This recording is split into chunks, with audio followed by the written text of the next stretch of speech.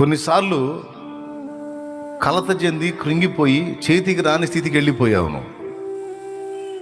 ఆశ్చర్యమైన రీతిని నిన్ను ఆదరించి తన వాగ్దానముల చేత నిన్ను సంధించి ధైర్యపరిచి వెన్ను తట్టి నిన్ను నిలబెట్టుకున్నాడు. ఇప్పటిదాకా నిలబెట్టుకుంటూ వచ్చాడు ఆయన.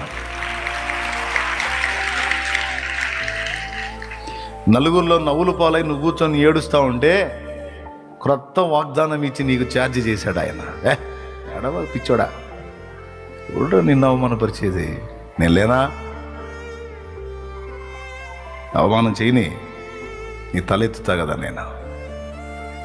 ఈరోజు నిన్ను చూసి నవ్వుతున్న వాళ్ళు సిగ్గుపడేటట్టు నేను నిన్ను నిలబెట్టుకుంటాను.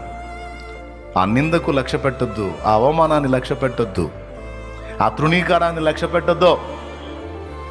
నేను నీ పక్షంగా ఉన్నా అని నీ పక్షం వహించానని చెప్పి నీ వెన్ను తట్టి ధైర్యపరిచి నిన్ను నిలబెట్టిన ఘట్టాలు లేవా?